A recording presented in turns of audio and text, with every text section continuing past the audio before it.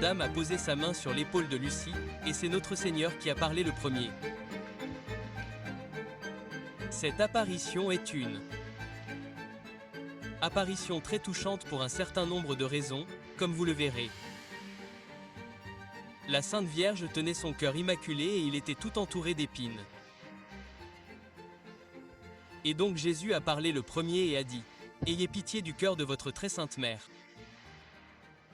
Rappelez-vous qu'il dit « Votre très sainte mère ».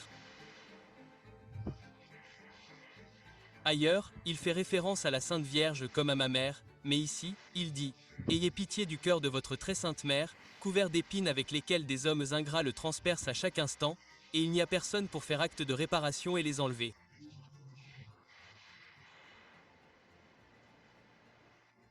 Alors la bienheureuse Vierge prit la parole et dit « Je disais toujours, la main posée sur l'épaule de Lucie, regarde, ma fille, mon cœur entouré d'épines, dont les hommes ingrats me transpercent à chaque instant par leur blasphème et par gratitude.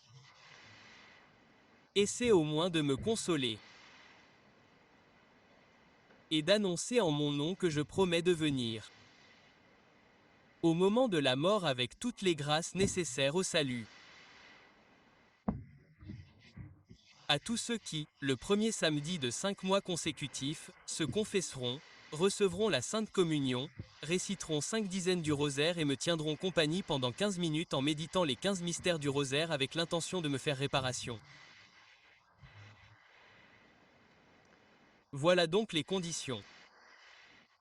Aujourd'hui, étant le premier samedi du mois, c'est un jour pour lequel nous avons choisi de donner cette conférence et aussi de visiter Pontidra où tout cela s'est passé.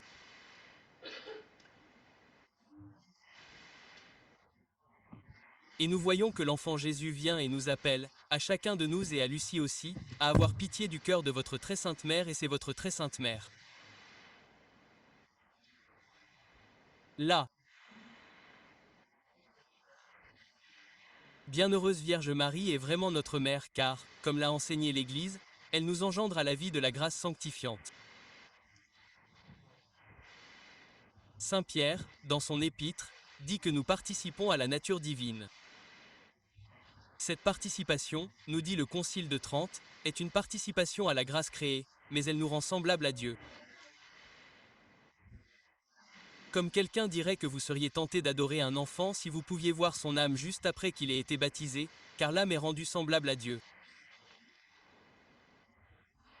Cette vie de grâce est certainement engendrée dans votre âme par les eaux du baptême.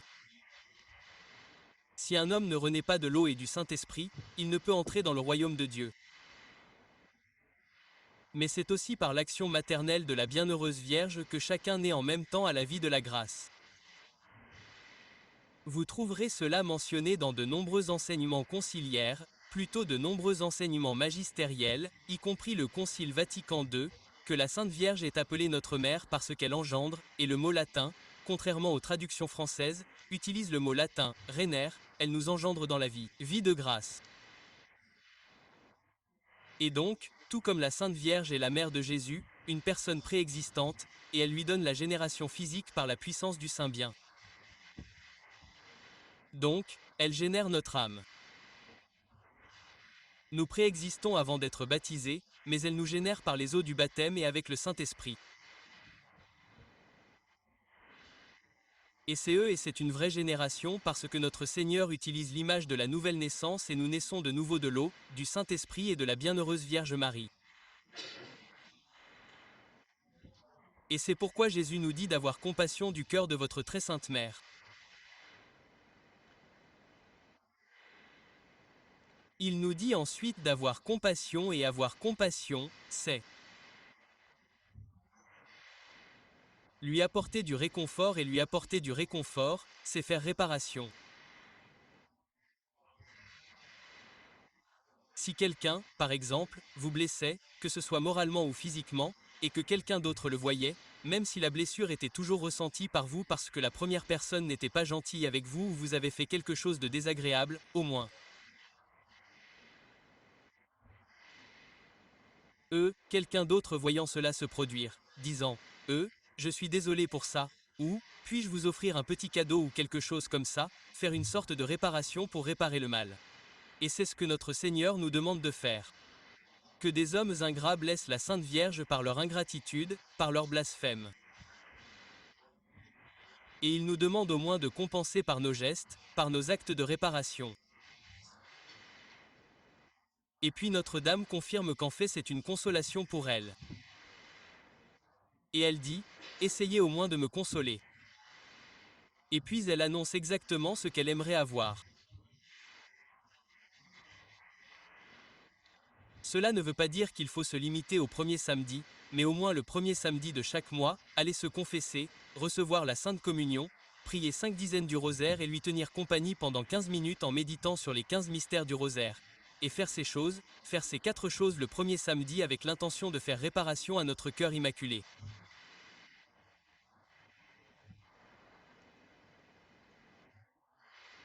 Donc Lucie, il y a une image que nous vous donnerons également à la fin de l'exposé. Il y a une image de cette apparition, je veux dire représentée par un artiste bien sûr, mais telle que décrite par Lucie.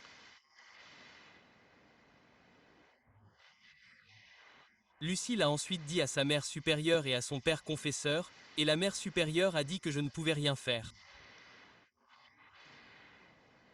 Et le père confesseur a dit, eh bien, je ne suis pas tout à fait sûr de comprendre, j'ai besoin d'une autre image. J'ai besoin que cela soit répété pour que je puisse mieux comprendre. Donc, en gros, Lucie ayant dit à Mère Esprit et au Père Confesseur, elle n'a rien fait. Donc, à part leur dire, le 15 février, à nouveau à Pontevedra, Lucie étant novice, elle venait d'entrer au NVI4 en octobre. On lui a bien sûr confié la tâche de vider les ordures. Elle était donc en train de vider les ordures dans la cour et elle a vu un jeune garçon d'environ 10 ans qui sortait de la cour et de la rue et elle a cru le reconnaître. Il ressemblait à un garçon qu'elle avait vu plusieurs mois auparavant. Et plusieurs mois avant ce garçon, elle lui a demandé « Savez-vous comment on dit l'Ave Maria? Le savez-vous » Et il a dit « Oui, a dit. Eh bien, alors priez-le. » Mais il ne le dirait pas à moins qu'elle ne le dise avec lui. Donc, je suppose qu'elle était toujours là dans la cour il y a quelques mois en train de vider les ordures et elle devait vaquer à ses occupations et elle a dit « Eh bien, savez-vous où se trouve l'église Sainte-Marie Majeure? Et il y a une église à Pontidra, juste en haut de la colline du couvent qui porte ce nom. Elle existe depuis environ 1000 ans. Et il a dit, oui.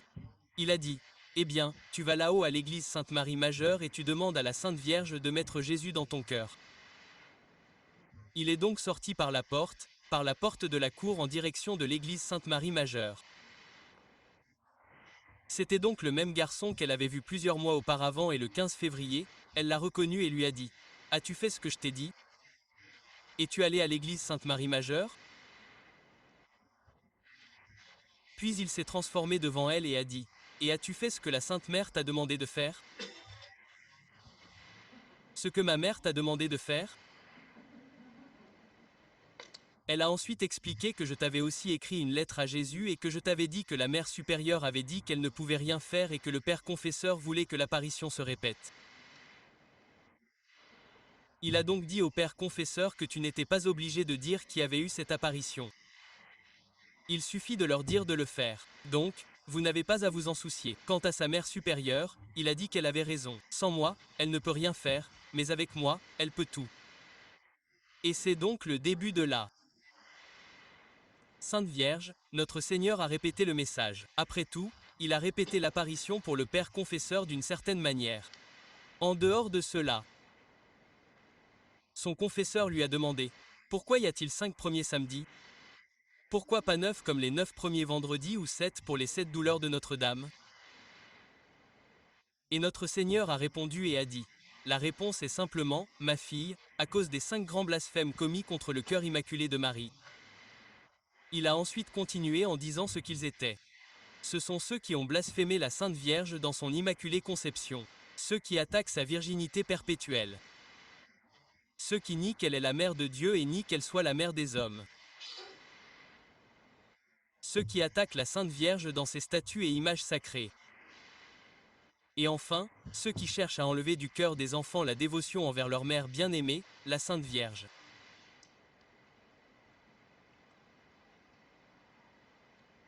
Voilà donc les raisons des 5 premiers samedis. Et comme vous le verrez dans ce message, vous verrez que notre Seigneur parle au présent. Le sens du temps au ciel est différent du nôtre. Nous pensons aux choses, eh bien, c'est aujourd'hui, c'était hier, c'est demain. Mais au ciel, les choses sont toutes dans l'éternel présent. Et donc,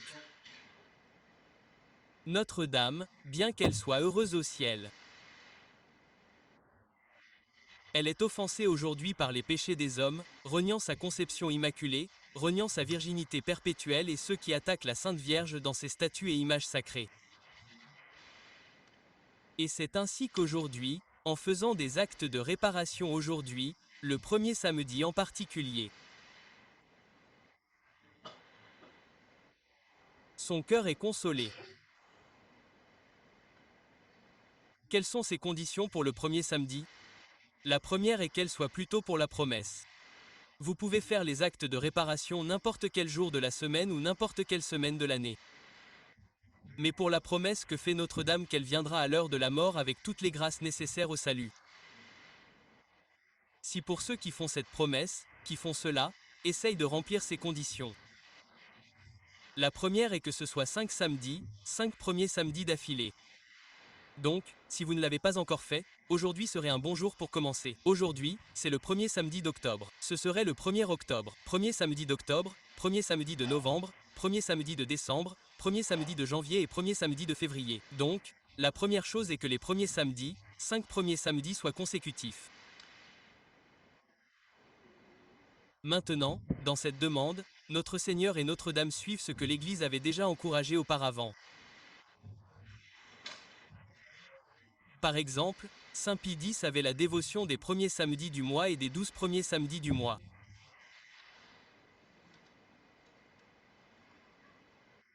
Tous les fidèles qui, le premier samedi ou le premier dimanche de 12 mois consécutifs, consacrent un certain temps à la prière vocale ou mentale en l'honneur de la Vierge Immaculée de sa conception, obtiennent chacun de ces jours d'indulgence plénière les conditions de confession, de communion et de prière à l'intention du souverain pontife. C'est très similaire, sauf qu'il n'y en a que 5 et que cela se ferait avec la confession, la communion et en ajoutant la condition de prière à l'intention souveraine du souverain pontife. Il y avait 15 premiers samedis. Pendant longtemps, les membres de diverses fraternités du Comte du Rosaire avaient l'habitude de consacrer 15 samedis consécutifs à la Reine du Très Saint Rosaire. Il y a 15 samedis d'affilée, pas le premier samedi. Alors que le pape Saint Pie X, avait 12 premiers samedis. Notre Seigneur lui-même voudrait que nous fassions les premiers samedis non pas tant pour la promesse, mais dans le but de faire réparation au cœur immaculé, mais certainement il est heureux que nous le fassions avec au moins cette intention. La deuxième condition est que nous nous confessions. Il n'est pas obligatoire que la confession ait lieu le premier samedi même. Cela peut se faire comme Lucie l'a demandé à notre Seigneur. Cela peut se faire 8 jours avant ou 8 jours après, voire plus longtemps s'il est impossible de se confesser avant. L'essentiel, bien sûr, est que nous communions en état de grâce. La troisième condition est bien sûr la communion elle-même. La réparation de la communion le premier samedi. Lucie pose maintenant la question suivante. Qu'en est-il de ceux qui ne peuvent pas y aller le samedi parce qu'il n'y a pas de messe, pas de prêtre pour leur donner la communion le premier samedi? Notre Seigneur lui a dit que si quelqu'un ne peut pas le faire, s'il demande la permission à son confesseur, cela lui suffira pour le faire le dimanche suivant le premier samedi. La quatrième condition est de prier 5 dizaines du chapelet. Chaque fois que Notre-Dame venait à Fatima, bien sûr, elle demandait le chapelet. Et bien sûr, ce n'est pas Étrange qu'elle ne l'ait pas demandé, car c'est sa prière la plus populaire. C'est sa prière préférée, je dirais. Et, comme Lucie nous l'a dit, il n'y a aucun problème dans le monde, qu'il soit national ou international, physique ou moral, qu'il s'agisse de problèmes familiaux, de problèmes personnels, de problèmes communautaires, paroissiaux ou nationaux, qui ne puissent être résolus par le chapelet. Et elle a demandé que 5 dizaines de chapelets soient offertes en réparation le premier samedi.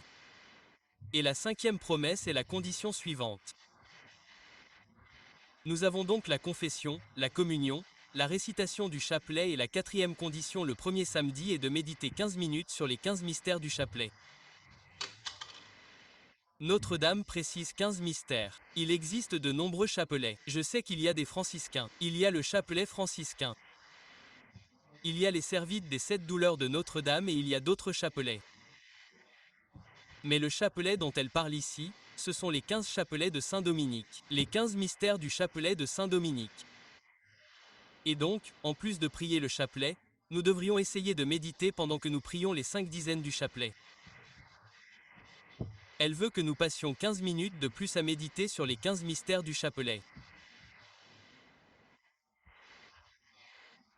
Nous pouvons soit méditer sur les 15 mystères chaque dimanche de chaque premier samedi, soit méditer sur un ou deux, ou juste un, mais faire les 15 mystères avant la fin des 5 premiers samedis.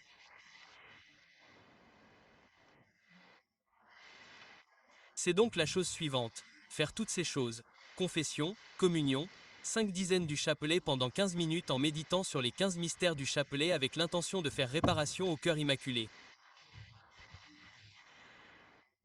C'est le but pour lequel nous devrions offrir ces dévotions le premier samedi pour obtenir la promesse.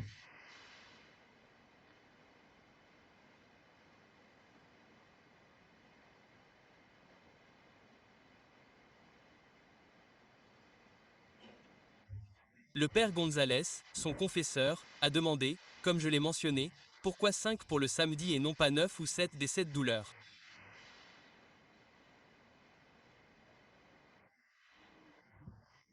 Lucie interrogea donc notre Seigneur et le 29 mai, 30 mai, soit 5 ans plus tard, elle écrit ce qui suit. Lorsque j'étais dans la chapelle avec notre Seigneur une partie de la nuit du 29 mai, 30 mai 1930.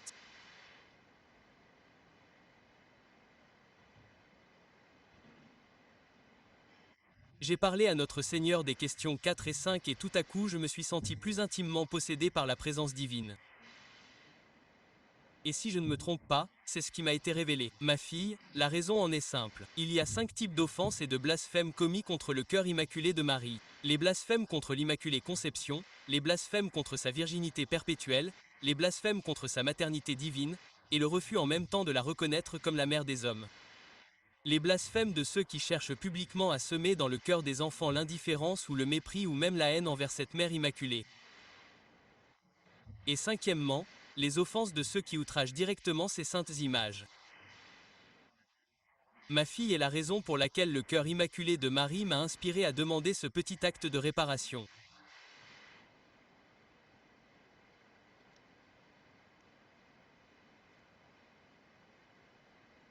C'est ce que le père Alonso était le grand expert de Fatima.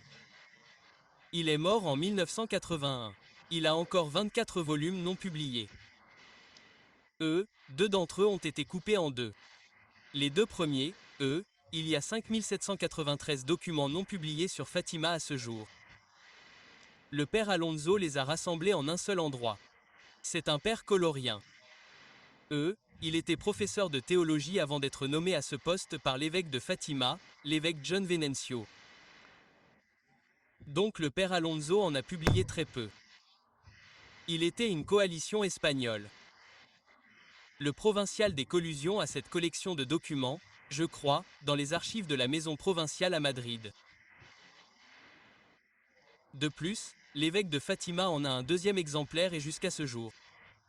C'est ce qu'ils étaient à l'imprimerie lorsque les presses ont été arrêtées en 1975 et ils n'ont pas été publiés à ce jour. Donc si parfois nous vous donnons des sources secondaires plutôt que des sources primaires parce que c'est ce qu'il nous reste.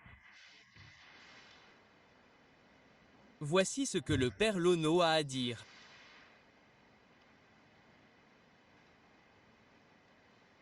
sur les blasphèmes des hérétiques, des schismatiques et des hommes impies, aveuglés par un échanisme trompeur. Nous avons eu tendance depuis 1962 à dire qu'il y a une vérité évidente, c'est-à-dire que ceux qui, en pleine connaissance de cause, nient ouvertement les prérogatives de la Sainte Vierge commettent les blasphèmes les plus odieux à son égard contre son immaculée conception. Le Père demande aussi qui sont ceux qui pourraient commettre ces offenses contre le cœur immaculé de Marie. La réponse ne laisse aucun doute. En premier lieu, en général, les sectes protestantes qui refusent de recevoir le dogme défini par le pape Pie IX et qui ont continué à soutenir que la Sainte Vierge a été conçue en état de péché originel, voire de péché personnel. On peut en dire autant de ces dissidents qui, malgré la grande dévotion de Marie, ont refusé ce dogme. Le deuxième blasphème, bénissez-moi.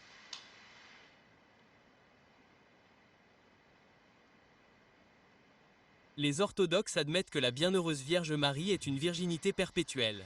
Mais la majorité des protestants rejettent également la virginité parfaite et perpétuelle de Marie avant, pendant et après l'accouchement, ce qui est aussi bien sûr un dogme défini de l'Église. Dans le troisième dogme de la Bienheureuse Vierge, il y a celui défini par le Concile d'Éphèse. Bien qu'ils acceptent théoriquement la maternité divine de Marie définie au Concile d'Éphèse, ils refusent de la reconnaître comme la mère des hommes au sens catholique du terme, ce qui implique sa corédemption et son rôle de médiatrice de toutes les grâces.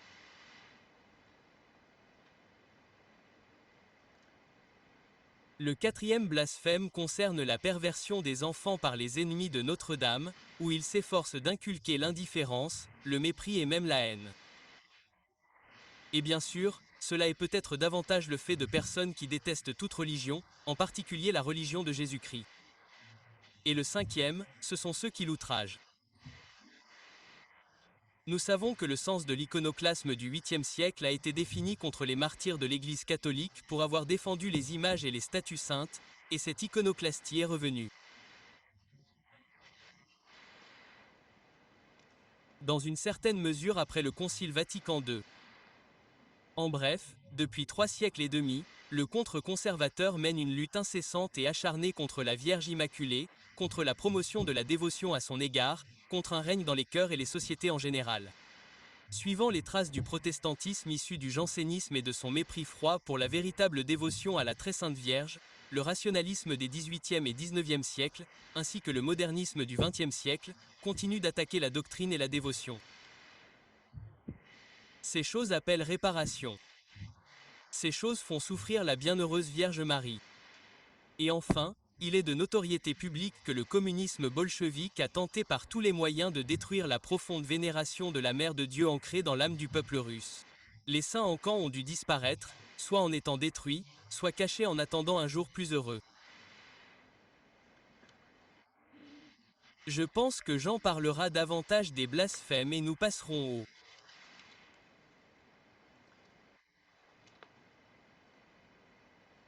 écrit de sœur Lucie sur la réparation.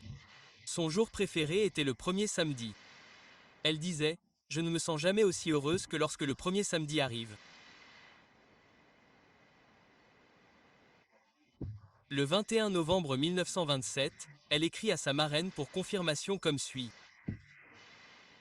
Je ne sais pas si vous connaissez déjà la dévotion et la réparation, la dévotion réparatrice des 5 premiers samedis au cœur immaculé de Marie. Comme elle est encore récente, je voudrais vous inspirer à la pratiquer car elle est demandée par notre chère Mère Céleste et Jésus a manifesté le désir qu'elle soit pratiquée. De plus, il me semble que vous seriez heureuse, chère Mère, non seulement de la connaître et de donner à Jésus la consolation de la pratiquer, mais de la faire connaître et de l'embrasser par beaucoup d'autres personnes. Ceci, je crois, est un message pour nous tous, que nous ne devrions pas seulement le savoir nous-mêmes, mais aussi le faire connaître aux autres et amener le plus grand nombre possible de personnes à pratiquer cette sainte dévotion. Voici comment elle le décrit à sa marraine pour confirmation. Cela consiste en ceci. Pendant les premiers mois du premier samedi, pour recevoir Jésus en communion, réciter un chapelet, tenir compagnie à Notre-Dame pendant 15 minutes en méditant les mystères du chapelet et faire une confession. Cette confession peut être faite quelques jours plus tôt.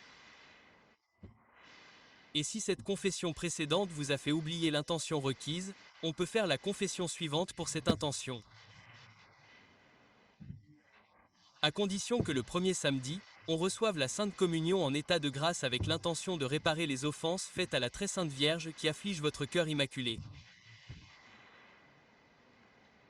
Il me semble, votre chère marraine, que nous sommes heureux de pouvoir donner à notre chère Mère Céleste cette preuve d'amour. Car nous savons qu'elle désire qu'on la lui offre. Quant à moi, j'ai fait le vœu de ne jamais être aussi heureux que lorsque le premier samedi arrive. N'est-il pas vrai que notre plus grand bonheur est d'appartenir entièrement à Jésus et à Marie et de les aimer, eux et eux seuls, sans réserve? Nous le voyons si clairement dans la vie des saints. Ils étaient heureux parce qu'ils aimaient. Et nous, ma chère marraine, nous devons chercher à aimer comme eux.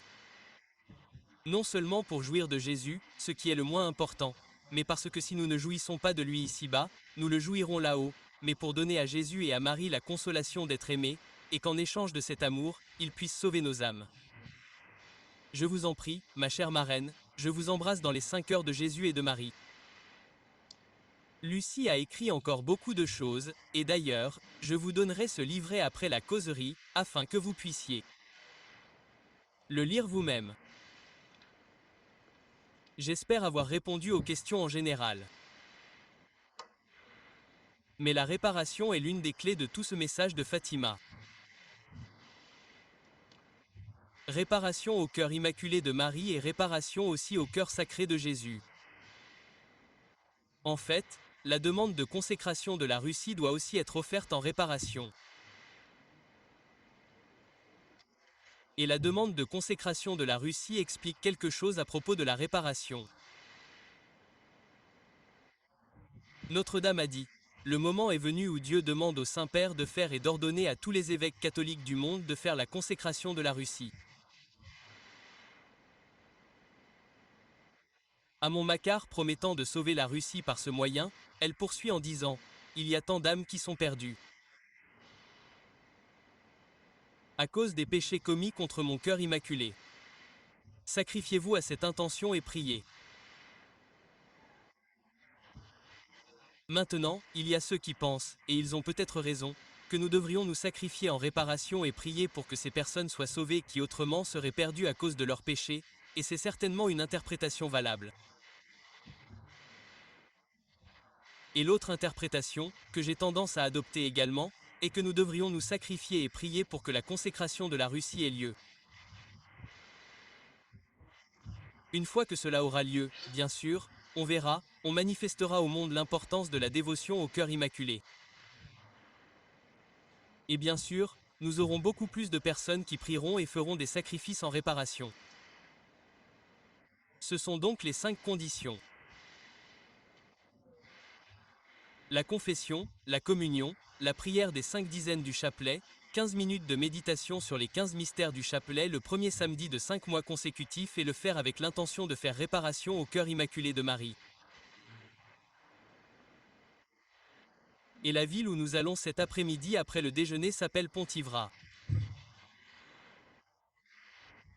C'est une vieille ville espagnole, car je ne sais pas si elle est presque aussi vieille que cette ville, mais elle est assez vieille, et c'est le couvent où Lucie est entrée, le NVICET à Pontivra. Et c'était de Pontevedra en 1930.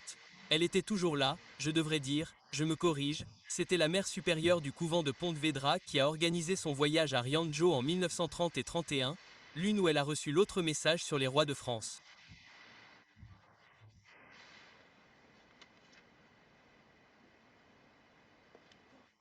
Je pensais que j'aurais eu plus à expliquer ici, mais je pense que j'ai assez bien couvert.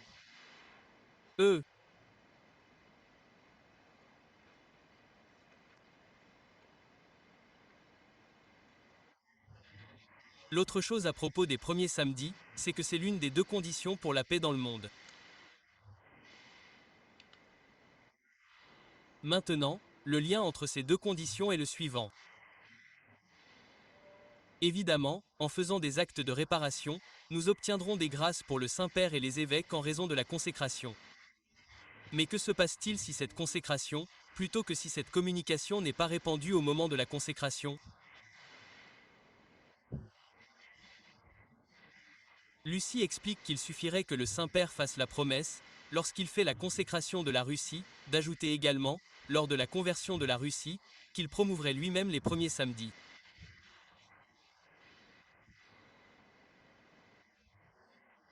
Autrement dit, utiliser le poids de l'office pontifical pour promouvoir la réparation au cœur immaculé de Marie les premiers samedis. Et donc jusqu'à présent, cette dévotion des premiers samedis n'a pas été largement connue. Et pourtant, c'était une condition pour empêcher la Seconde Guerre mondiale. Et même si Lucie en a fait la promotion en privé par le biais de lettres à sa marraine et aux personnes qui étaient en contact avec elle, cela n'a jamais été promu avant la Seconde Guerre mondiale, pour ainsi dire, par le trône vicieux. En 1920 à 39, l'évêque de Fatima a finalement commencé à faire quelque chose à ce sujet, juste au moment où la guerre éclatait. Cependant, vous tous ici présents dans cette salle, en particulier les évêques bien sûr, mais aussi les prêtres, mais même les laïcs, pouvaient faire beaucoup pour promouvoir cette dévotion. Et ce livret que nous avons imprimé en 3 langues, en fait, il a été traduit en 5, mais nous l'avons imprimé en 3 langues et vous pouvez l'obtenir sur le web. Il a été tiré à plus de 1 200 000 exemplaires. Certaines personnes qui ont fait la promotion de cette dévotion m'ont dit que c'était le meilleur livret qu'elles aient vu, toutes langues confondues, pour sa concision et sa simplicité. Ce n'est pas parce que nous l'avons imprimé, mais c'est peut-être le meilleur livret jamais imprimé dans ce format. Très petit et pourtant, il dit tout ce qui est essentiel. Il est en fait tiré du 2e volume du livre de Michel. L'annexe, la première annexe de ce livre, ainsi que le texte, à l'exception des images, sont tous tirés du livre de Fred Michel, et le 2e volume, qui reste le meilleur. Livre, le plus complet, Toute la vérité sur Fatima, de Frame Michel. Il l'a publié en 1984 en français, et nous l'avons publié avec sa permission en 1989-1990. Et ce livre vous donnera les réponses. Je leur demanderai de bien vouloir leur distribuer le livret maintenant.